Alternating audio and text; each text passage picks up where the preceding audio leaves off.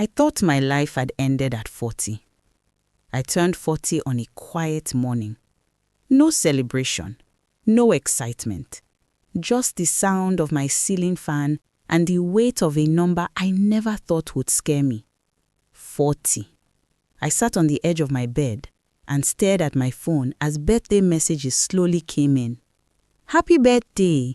Long life and prosperity. God will still do it.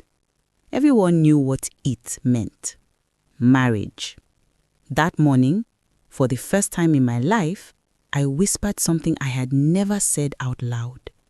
Maybe my life has ended. It didn't start with cruelty. It started with jokes.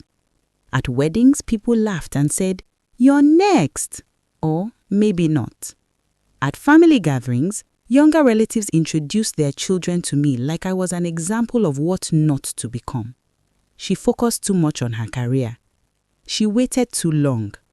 These independent women always end up alone. I laughed with them, because if I didn't laugh, I would cry. But every laugh felt like a sentence being passed on my life.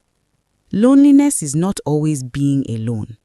Sometimes it's being surrounded by people who don't understand you.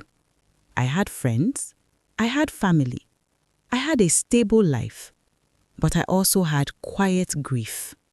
Grief for the love story I imagined. Grief for the children I dreamed of. Grief for the woman society said I should have been by now. Some nights, I sat on my living room floor, lights dimmed, tears in my eyes, asking myself a painful question. If this is all my life will ever be, what's the point? The turning point didn't come with applause. It came with exhaustion. One day, I realized I was tired of apologizing for a life I didn't ruin. I was tired of begging life to explain itself to me. And I asked myself one question that changed everything. What if my life isn't broken, just different? That was the day I stopped hiding. I started doing small things for myself. I went out alone. I traveled. I laughed again, this time without pretending. I stopped chasing a timeline that was never mine. And slowly, peace found me. Not because everything was perfect, but because I finally accepted myself. And then, without searching, without desperation, I met him. He didn't ask why I wasn't married.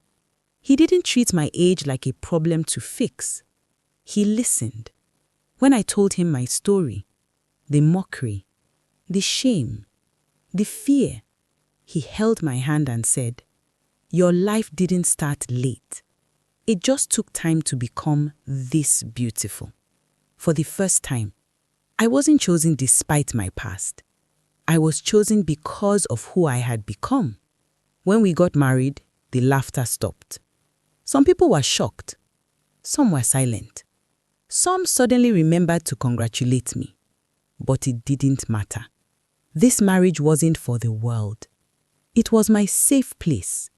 He adored me, not for what I could give him, but for who I was. Children didn't come.